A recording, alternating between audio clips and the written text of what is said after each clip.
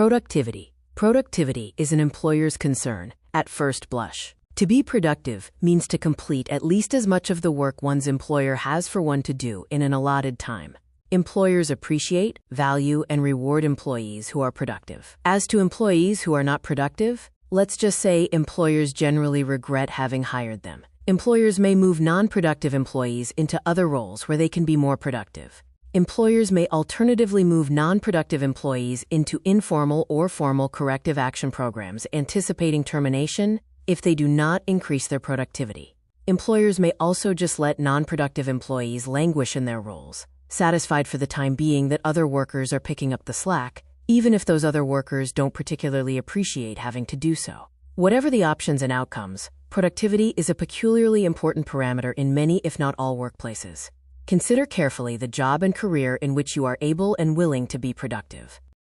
Commitment. Productivity, though, isn't just important to the employer. Productivity is also important to the employee. Indeed, in many, if not most, workplaces where the employer expects some employees to be productive and others not so, an individual employee's own productivity is more important to the individual employee than to the employer. To put it another way, you should care more about your productivity than your employer. To some degree, employees are fungible to employers. Employers just need someone to do the job. You, though, need to do the job for yourself as well as for your employer.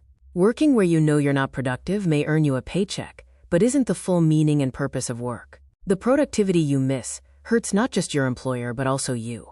Few things wither the soul as much as going through the motions without purpose, desire, and intention. Doing so may be necessary for a time, but doing so for an extended period wastes life, when we have precious few hours to live. Choose a job and career where you can be productive. Desire? Your productivity can have a lot to do with your desire to sense that you are engaged in and by your work, and, through your work, engaged in the greater world. Families engage their members. You can't and wouldn't want to avoid caring for your family members with whom you live. Yet your orbit of family concern and care can at times seem smaller than the full orbit of care and concern in which you could and should engage. Your productivity at work assures you that your interests and efforts are reaching broader communities. Those communities include your employer's workforce, customers, clients and suppliers, and all others who benefit directly or indirectly from your employer's goods and services. Ask the recently retired, and some of them will tell you that the thing they miss most is that sense of productive participation in the larger concerns of the world. Recognize that need and desire within you, and then choose and pursue a career that most enables you to fulfill it. Practices. The practices that make one productive can vary from field to field. Choose a career field in which the practices that you most consistently and competently engage in, with the least effort and greatest grace, are most productive. For instance, you may lean naturally toward maintaining a compulsive sense of order, shutting doors and turning off lights that others leave on and open, picking up and putting away tools and throwing away trash that others leave behind, and constantly ensuring that everything is in its place. Well, then become a manager, administrator, inspector, facility superintendent, or chief custodian, or even a copy editor or programmer, all roles that can require a high degree of compulsive attention to detail.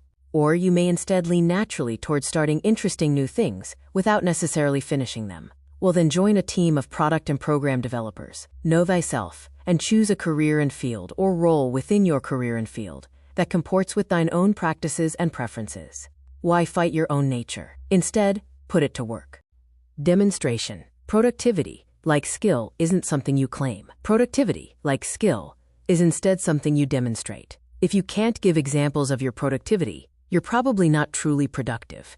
Examine your examples of productivity for the things those examples can tell you about yourself. You don't have to have been productive on the job yet. You might have been productive in school, or a recreational pursuit, or hobby. Look at some of the crazy things you do outside of work, to the point of exhaustion. Whether those things involve collecting, shopping, hunting, fishing, traveling, running, swimming, canoeing, or you name it. If you've nearly made a career out of a hobby or recreation, that thing may tell you something about your best career. You wouldn't be the first to turn a hobby into an income and then a career. Dedication. Productivity takes more than interest, passion, or obsession. Productivity can also require dedication to one's technique, skill, or craft. Some of us just like doing something, the same thing, over and over. You know how, as a kid, you discovered something that both occupied and calmed you, like repeatedly throwing a ball against a wall and catching it on the rebound? Thump, thump, thump, until it drove your mom, dad, or sibling crazy, all hours of the summer daytimes and evenings?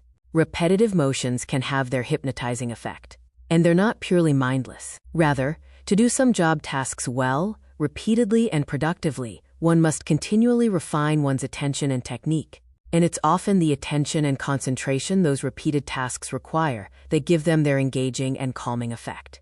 We're made to concentrate and act, anticipating a positive result.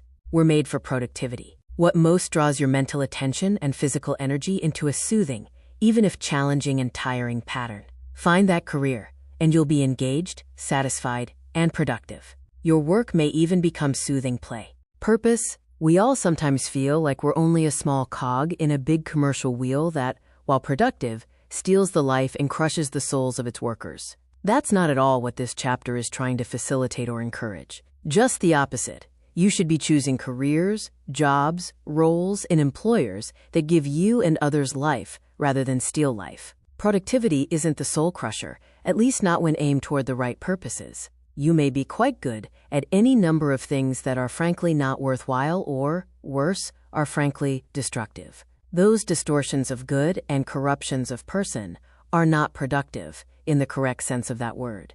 Too many employers recruit, train, employ, and compensate employees to run schemes and scams that do nothing but degrade communities and commerce. If you begin to sense that you are in one of those rackets, get out now. Run for your life. Find a new career. Productivity in its true sense doesn't mean keeping busy making a mess of others' lives. Productivity in its true sense means working to redeem, not increase, the distortions and corruptions of the world. Thanks for watching. Get more tips plus stories, illustrations, forms, and reflections in the guide at the link in the description.